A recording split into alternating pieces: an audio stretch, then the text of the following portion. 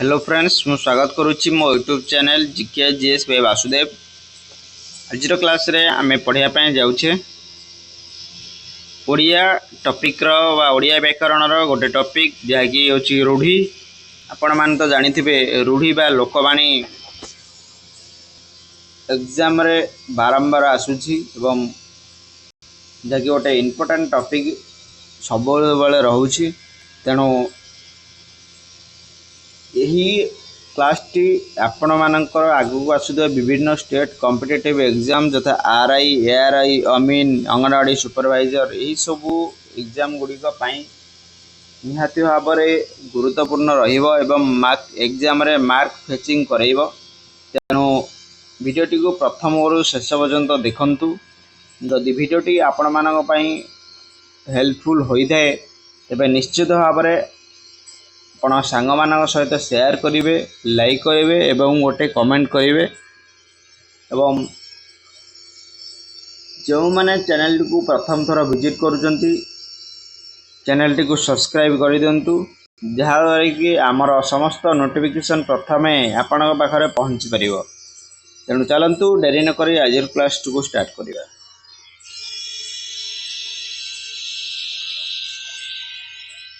आज topic T रही रूढ़ी प्रयोग बा रूढ़ी।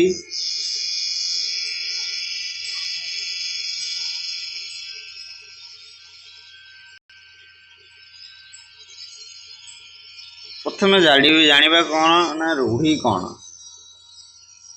रूढ़ी गोटे वाक्यांश द्वारा गोटे गढ़ा गोटे वाक्य जहाँकि वाक्यांशर मौलिक अर्थ बा अभिधार्थ को प्रकाश करि थाए। रूढ़ी दुई प्रकार रही, गोटे क्रियायुक्त रूढ़ी गोटे क्रियाहीन रूढ़ी एवं तुलनात्मक रूढ़ी। रूढ़ी को तीन भाग विभक्त करा जायछि। भाव में एग्जाम गोटे क्वेश्चन आपण मान पचारि पारे विशेष्य विशेषण क्रियापदर गुरुत्व अनुजाई रूढ़ी को केते भाग विभक्त कर सठिक आंसर जो तीन भाग। रूढ़ी को तीन भाग विभक्त करा जायछि। गोटे हूँ क्रिया युक्त रूढ़ी और अन्य गोटे हूँ क्रियाहीन रूढ़ी एवं तुलनात्मक रूढ़ी। तो जानिबा प्रथम क्रियायुक्त रूढ़ी क्या कहुए जो वाक्यांश क्रियापद थाए ताकू क्रियायुक्त रूढ़ी कह जाए। आम जानी क्रिया क्रिया जहाँ कह जाए कर्ता जहाँ करे ताकू क्रिया बोली कह जाए। अकस रखिबा ये गोटे वार्ड आसूची रखिबा। रखिबा शब्द रू आपण जानी पारुथिबे रखिया शब्द होउची गोटे क्रिया। तेणु क्रिया जो शब्द वाक्य थाए ताकू क्रियायुक्त बोली कह जाए। से भाव में अकस रखिबा गोटे हूँ क्रियायुक्त रूढ़ी। से भाव में अंधार गोटे बाड़ी बुलाइबा। बाड़ी बुलाइबार आप जानीपे क्रियार व्यवहार कर। कुहुणी पहरिबा पहरिबा गोटे क्रिया जानीदे। सीता काटिबा काटिया गोटे काम करुच्ची सी काटिबा काम करुच्ची गोटे क्रिया जानते। मथा खेलैबा खेलैबा हूँ गोटे क्रिया बा ना करिबा गोटे क्रिया। हाथ धरिबा धरिबा माने गोटे क्रिया। यही सब जो शब्द गुड़िक रहिला या हूँ वाक्य गुड़िक रहिला ता हूँ क्रियायुक्त रूढ़ी। एवं क्रियाहीन रूढ़ी कौन जानिबा जो वाक्य जो वाक्यांश क्रियापद न थाए ताकू क्रियाहीन रूढ़ी बोली कह जाए। अकल सलामी क्रिया आदौ नाही। अंधर लौड़ी लौड़ी अंधर लौड़ी अंधर काम करुच्ची काम करूनी यह कौन ओलिए ओलिए गजा। अरण्य रोदन अतिभक्ति चोर लक्षण अल्लाणा कथा काठिकर पाठ एगुड़ा सब हूँ क्रियाहीन रूढ़ी। तुलनात्मक रूढ़ी कौन एवं तार एग्जाम को जानिबा। ତୁଳନା ତୁଳନା ଯେତେବେଳେ ଶବ୍ଦ ଆସୁଛି ବା ତୁଳନାତ୍ମକ ରୂଢ଼ି ଆସିଛି ସେତେବେଳେ ଆପଣ ଧ୍ୟାନ ଦେବେ ଯେଉଁଭଳିଆ ବୋଲେ ତୁଳନା କାହାକୁ କରିବ। ତୁଳନା ସବୁବେଳେ ଦୁଇ ଜଣ ତୁଳନା ଶବ୍ଦ ସବୁବେଳେ ଦୁଇ ଜଣ ବ୍ୟକ୍ତିଙ୍କୁ ବା ଦୁଇ ଜଣ ବା ଦୁଇରୁ ଅଧିକ କୁ ନେଇକି ତୁଳନା କରାଯାଇଥାଏ। ସପୋଜ ଏଇଥିରେ ରାମ ରହିଲା, ଏଥିରେ ଶ୍ୟାମ ରହିଲା, ଏମାନଙ୍କ ମଧ୍ୟରେ ତୁଳନା କ'ଣ କରିଯାଏ। ଯେତେବେଳେ ଇଏ ରାମ ଗେଡ଼ା, ଶ୍ୟାମ ଡେଙ୍ଗା, ଇଏ ପତଳା, ଇଏ ମୋଟା, ଏଭଳିଆ ଭାବରେ ଆପଣ ତୁଳନା କରାଯାଇଥାଏ। ସେଭଳିଆ ଜାଣିବା ତୁଳନାତ୍ମକ ଜାଣିପାରୁଥିବେ। ଯେତେବେଳେ ତୁଳନାରେ ଆସିବ ସେତେବେଳେ ଆପଣ ଜାଣିଥିବେ ପରି ଗୋଟେ ୱାର୍ଡ଼ ରହିବ। ଦେଖନ୍ତୁ ଯେତେବେଳେ ଜୋକ ପରି ଲାଗିବା ବା ଯେତେବେଳେ ଜୋକ ଯେଭଳିଆ ଲାଗିଥାଏ, ଗୋଟେ ପିଲା ଧରିନେ ସେଭଳିଆ ଲାଗିଥିବ ବା ଜୋକ ପରି ଲାଗିବା ଆମେ କହିପାରିବା। ପିଲାଟି ପାଠ ପଢ଼ାରେ ଜୋକ ପରି ଲାଗିଛି, ତାମାନେ କ'ଣ ସେ ଜୋକ କି ପିଲାଟା ଜୋକ ନୁହେଁ, କିନ୍ତୁ ଜୋକ ଭଳିଆ ଲାଗିଛି ସେଭଳିଆ। ଏଇଠି ତୁଳନା ଜୋକ ସହିତ ସେ ପିଲାଟାକୁ ତୁଳନା କରାଯାଇଛି। ଛୁଞ୍ଚି ମୁହାଁ, ଛୁଞ୍ଚିର ଜାଣିଥିବେ ଛୁଞ୍ଚି,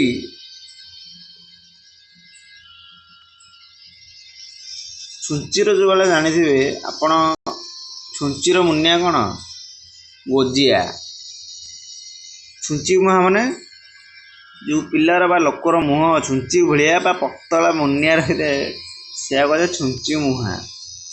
ଗଧ ପରି ଫଟଣି, ଗଧ ଜାଣିଥିବେ, ଗଧ ଯେମିତି ସବୁ କାମ କରିଥାଏ ବା ପିଠିରେ ବୋହିକି ସବୁ ଜିନିଷ ନେଇଥାଏ, ସେଭଳି ଭାବରେ ଯେଉଁ ବ୍ୟକ୍ତି ଯେଉଁମାନେ କାମ କରୁଛନ୍ତି ବା ଅଧିକ ପରିଶ୍ରମ କରୁଛନ୍ତି ସେମାନେ ଖଟଣି ବା କାମ ପଡ଼ିଥାଏ ଅତ୍ୟଧିକ, ଗଧ ପରି ଖଟଣି ବୋଲି କୁହାଯାଏ।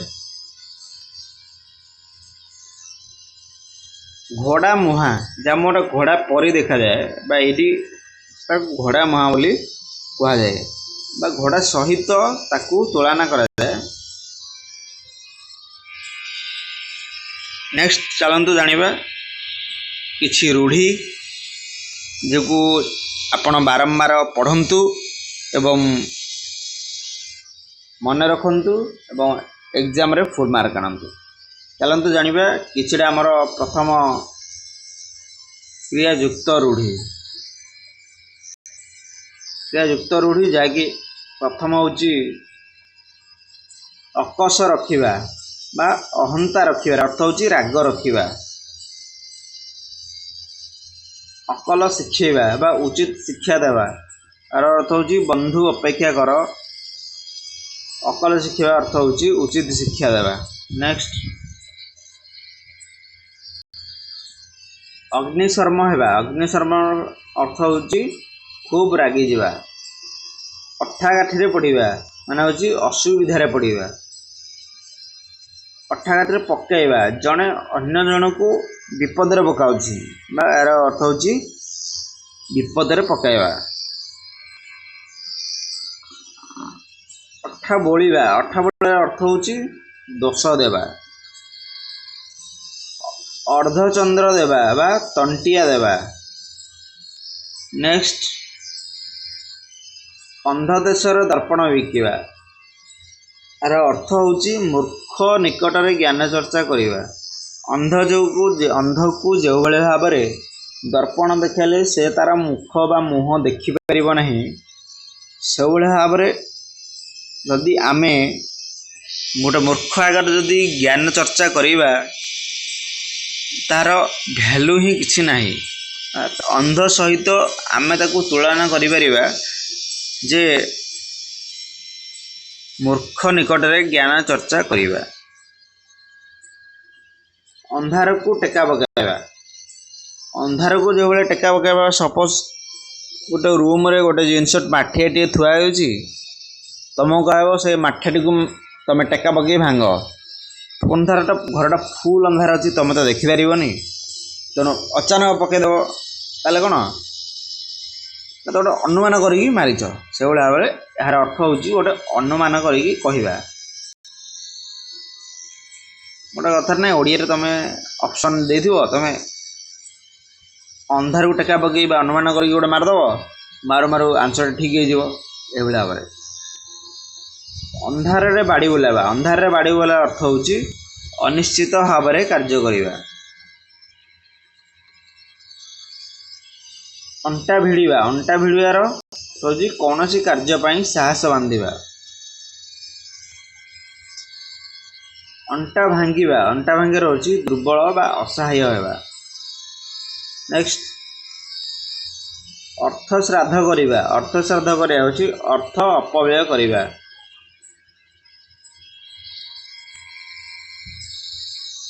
अवस्था 12 बाजिबा शोचनीय अवस्था अवस्था शोचनीय होगा। आखि छुईबार अर्थ हूँ नियम करवा राणा पकाइबा। आखि देवा आखि देवार अर्थ हूँ ईर्षा करवा। आखि खोलीदेवार अर्थ हूँ जाग्रत कराइबा।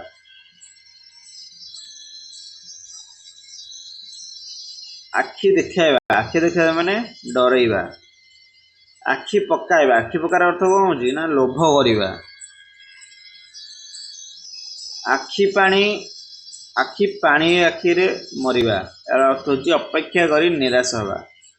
आखि की पाइबा अर्थ हूँ पसंद करवा बा अटकल करवा। आखि की न पाइबार अर्थ हूँ कलना न कर आखि पाइबा से भाव में आप जानते यदि समुद्र को जो अनेवा आखि पाइबे कि आखि पाइब मैंने कलना कर असीमित समुद्र तुम कौटे शेष एंड हो आम कौन करवा ना स्पॉटिफाई कर जापर ना।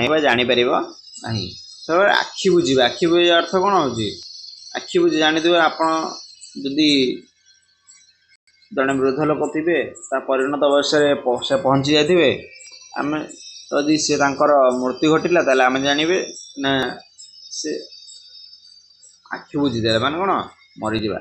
आखि बुलाइबा अर्थ कौन हो मोटामोटी देखा आपण फुल सिलेबस कभरेज करदे यूट्यूब रू करदे नोट बनईदे आप एग्जाम टाइम आसला आप 2 दिन कि 5 दिन पूर्वर सब आखि बुलेदेव कौन सर्ट रिविजन करवा। नेक्स्ट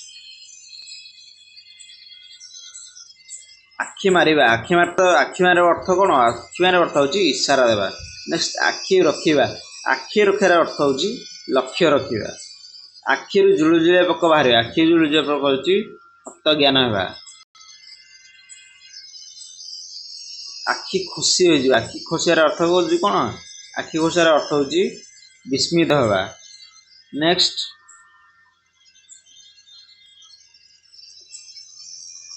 आखिर धूली देवार अर्थ हूँ कौशल ठकिबा। नेक्स्ट आखि बुझी दूध पीवा यार अर्थ कौन हो छलना करवा। आखि बुझार अर्थ हूँ छलना करवा। नेक्स्ट आखिरे नाचिबा यार अर्थ कौन हो मन पड़ा। आखिरे न चाहिए आखिरे न चाहिए अच्छी सामान्य दृष्टि ना स्नेह आधार न करवा। आपण सिंह माटी देड़ा यार अर्थ कौन आपण सिंह माटी देड़ा अर्थ हूँ आत्मनिर्भरशील होगा। आहाकार अर्थ कौन हूँ समबदना जनवा। नेक्स्ट आखुकिया पशिबा अर्थ हूँ लक्ष्य स्थिर न करवा बाट बना। नेक्स्ट आलू खुलुकुल महादेव बाहर अर्थ हूँ साधारण कथारू विराट कांड घटवा। नेक्स्ट आउट ऑफ अर्थ हूँ विकल होगा। नेक्स्ट इहलीला संवरण कर अर्थ हूँ मृत्युवरण करवा। नेक्स्ट उठे बसई नदेवार अर्थ हूँ व्यतिव्यस्त करवा व्यस्त करवा। नेक्स्ट ऊपर पड़ी कहवा अर्थ हूँ न पचारणु कहवा। ऊपर ऊपर भासिबा, ऊपर ऊपर भासिबा अर्थ होउची प्रकृत कथा न जानिबा। नेक्स्ट उठिया खाइबा, उठिया खाइबार अर्थ होउची मागणारे खाइबा।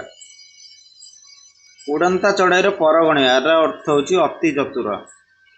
उत्तम मध्यम देबा, उत्तम मध्यम अर्थ होउची माड़ मारिबा। उत्तम मध्यम बसिबा, उत्तम मध्यम अर्थ होउची माड़ बसिबा। उषना धान गजा हेबा, यार अछि असंभव संभव हेबा। आपण जानते उषना धान केबे भी गजा हो पारे कि? उषना धान कदापि गजा हेब नाही।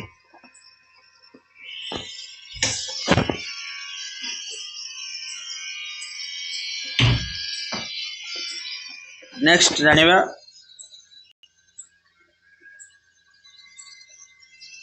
ऋण करी घी पीवा, यार अर्थ होउची शक्ति बहिर्भूत खर्च करिबा। ऋषि जटा छिंडाई मारिबा, ऋषि जटा छिंडाई मारिबा अर्थ होउची अति सहिष्णु लोक असहिष्णु हेबा। ऋषि को भार बहेबा, यार अर्थ कौन ना गुरुजन को अपमानित करिबा। Next A A a letter रे कौन अछि ना एक कान रे पुरै से कान रे काढी देबा बा बाहर करिबा, यार अर्थ होउची कथा न सुनिबा। एपट सेपट हेबा, एपट सेपट अर्थ होउची स्थिर न रहिबा। नेक्स्ट ओर उंडिबा, ओर उंडिबार अर्थ होउची सुजोग को अपेक्षा करिबा। औषध धरिबा, औषध धरिबा अर्थ होउची सफल हेबा बा कार्यकारी हेबा। औषध काटु करिबा अर्थ होउची उद्यम फलप्रद हेबा। कटा घारे चून देबा, कटा घारे चून देबा होउची दुख उपरे दुख देबा बा जंत्रणा उपरे जंत्रणा। कंटा बाड़े लुगा पकाइबा, कंटा बाड़े लुगा पकाइबा अर्थ होउची कली करिबा बा बिना कारण रे अन्य सह झगड़ा करिबा। नेक्स्ट कंटा को कंटारे करिबा, यार अर्थ होउची शत्रु को शत्रु साहाय्य रे आयत करिबा। कथा काटिबा, कथा काटार अर्थ होउची जुक्ति द्वारा खंडन करिबा। कथा तले न पकाइबा, यार अर्थ होउची प्रतिश्रुति पालन करिबा बा कथा रखिबा। कथा देबा, कथा देबार अर्थ होउची जवाब देबा। कपाल रे कर मारिबा, यार होउची ताड़िबा बा हताश हेबा।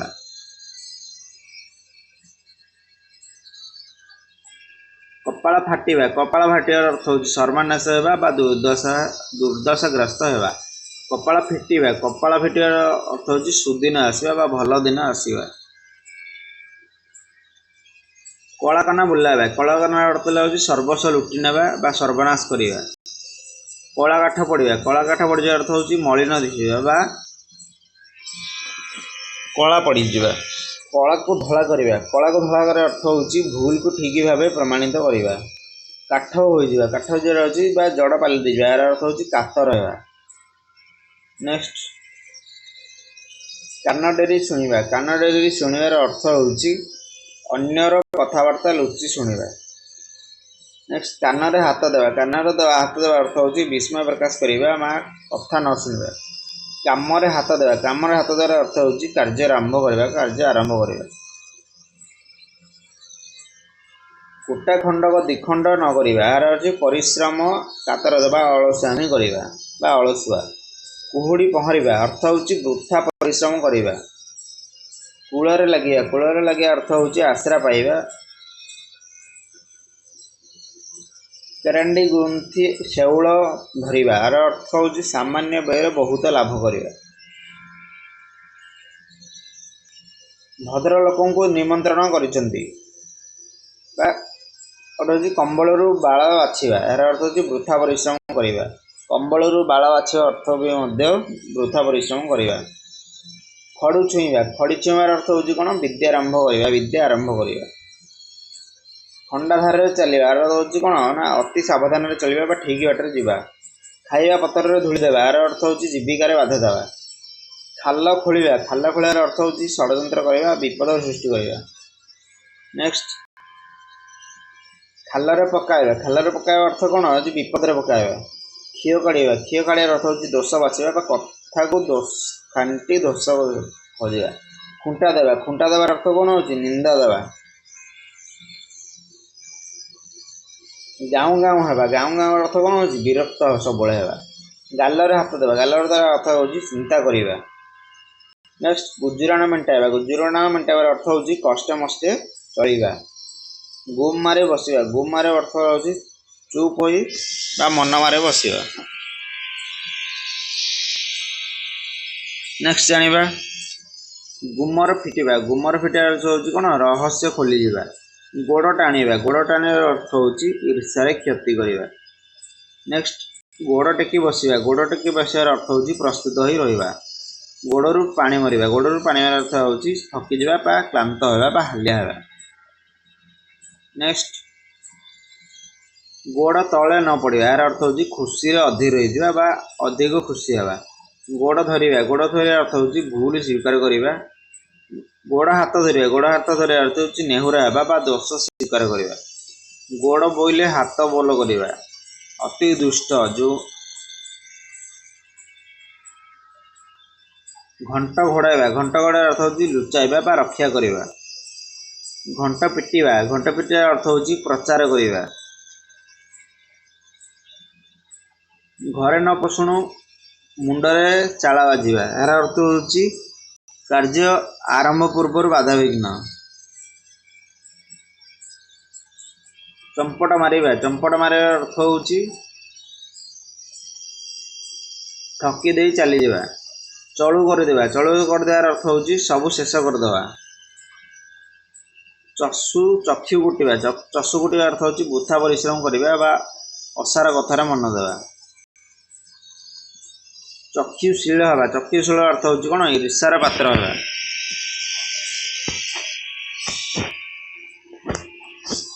ଚାଲିଲା ଶଗଡ଼ରେ ହାତ ଦେବା, ଅର୍ଥ ହେଉଛି ଅତି ଦୁଷ୍ଟ। ଚିତା କାଟିବା, ଚିତା କାଟିବା ଅର୍ଥ କ'ଣ? ଠକିବା। ଛତୁ ଉଡ଼ା ଦେବା, ଛତୁ ଉଡ଼ା ଦେବା ଅର୍ଥ ହେଉଛି ସତ୍ତା ଲୋପ କରିଦେବା। ଛାଇ ନ ମାଡ଼ିବା, ଛାଇ ନ ମାଡ଼ିବା ଅର୍ଥ ହେଉଛି ପାଖକୁ ନ ଯିବା, ଆଦୌ ସମ୍ପର୍କ ନ ରଖିବା। ଛାଇ ପଡ଼ିଲେ ନାହିଁ ଡେଇଁବା, ଏ ଅର୍ଥ ହେଉଛି ଅସହିଷ୍ଣୁ ହେବା। ଛାତି ପତେଇବା, ଛାତି ପତେଇବା ଅର୍ଥ ହେଉଛି କ'ଣ? ସାବାସ ବାନ୍ଧିବା ବା ସମ୍ମୁଖୀନ ହେବା। ଛାତିକି ପଥର କରିବା, ଛାତିକି ପଥର କରିବା ଅର୍ଥ ହେଉଛି ଧୈର୍ଯ୍ୟ ଧରିବା ବା ସହ୍ୟ କରିବା। ଛାତି ଫୁଲାଇବା, ଏହାର ଅର୍ଥ କ'ଣ? ନା ଗର୍ବ ପ୍ରକାଶ କରିବା। ନେକ୍ସଟ ଛେନାରୁ ଚୋପା ଛଡ଼ାଇବା, ଏହାର ଅର୍ଥ କ'ଣ? ନା ଖୋଜି ଖୋଜି ଦୋଷ ବାହାର କରିବା। ଜଳନ୍ତା ନିଆଁରେ କୁଟା ପକାଇବା, ଏହାର ଅର୍ଥ ହେଉଛି ରାଗ ବଢ଼ାଇବା ବା କଥା ବଢ଼ାଇବା। ଜିଦି ଧରିବା, ଜିଦି ଧରିବାର ଅର୍ଥ ହେଉଛି ଗୋଟିଏ କଥାରେ ଜୋର ଦେବା। ଜୀବନ ମୂର୍ଚ୍ଛିବା, ଜୀବନ ମୂର୍ଚ୍ଛିବାର ଅର୍ଥ ହେଉଛି ପ୍ରାଣ ବଳି ଦେବା ବା ମୃତ୍ୟୁକୁ ନ ଡରିବା। ଜିରାରୁ ଶିରା କାଢ଼ିବା, ଏହାର ଅର୍ଥ କ'ଣ? ନା ବୃଥା ଦୋଷ ବାଛିବା।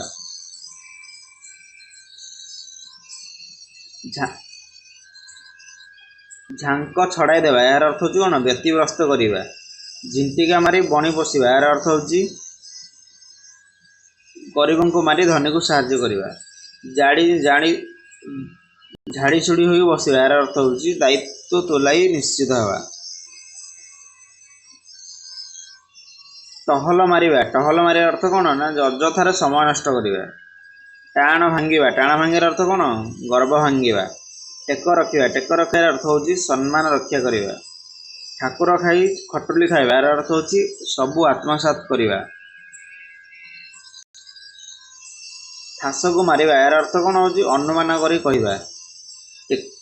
ଠେକିଏ ପାଣି ପିଇବା, ଏହାର ଅର୍ଥ ହେଉଛି ଅସ୍ତବ୍ୟସ୍ତ କରିବା। ଡହଳ ବିକଳ ହେବା, ଏହାର ଅର୍ଥ କ'ଣ? ଅତି ଆତୁର ହେବା।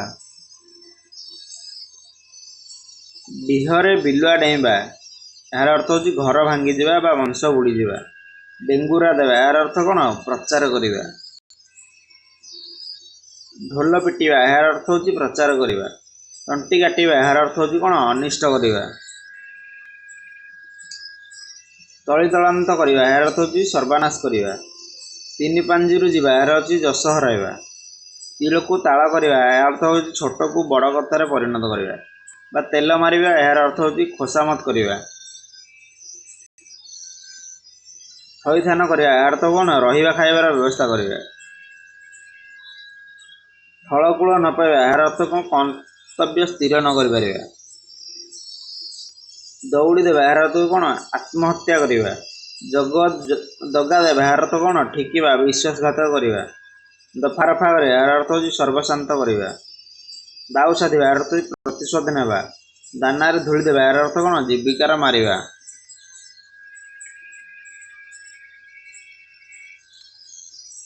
ଦାନ୍ତ ଦେଖାଇବା ଏହାର ଅର୍ଥ କ'ଣ? ପରିହାସ କରିବା। ଦାନ୍ତରେ କୁଟା ଦେବା ଏହାର ଅର୍ଥ ଦୋଷ ସ୍ୱୀକାର କରିବା। ଦୁଇ ନାଁରେ ଗୋଡ଼ ଦେବା ଏହାର ଅର୍ଥ ଏକ ସମୟରେ ଦୁଇଟି କାର୍ଯ୍ୟ ଆରମ୍ଭ କରି ଅସୁବିଧାରେ ପଡ଼ିବା। ଦେଉଳକୁ ମୁଖ ଶିଆଳି ବଳିବା ଏହାର ଅର୍ଥ ହେଉଛି ମୂର୍ଖ ଖର୍ଚ୍ଚଠାରୁ ଆନୁଷଙ୍ଗିକ ଖର୍ଚ୍ଚ ବଳିଯିବା। ଦେଖିପାରିବା ଏହାର ଅର୍ଥ କ'ଣ? ଭଲ ପାଇବା ବା ସୁଖ ପାଇବା। ଦେଖି ନ ପାରିବା ଏହାର ଅର୍ଥ କ'ଣ? ଭଲ ନ ପାଇବା। ଦେହ କଣ୍ଟା ହୋଇଯିବା ଏହାର ଅର୍ଥ ହେଉଛି ଶରୀର ଦୁର୍ବଳ ହେବା। ଦେହରୁ କଣ୍ଟା ଯିବା ଏହାର ଅର୍ଥ ଶତ୍ରୁ ନାଶ ହେବା।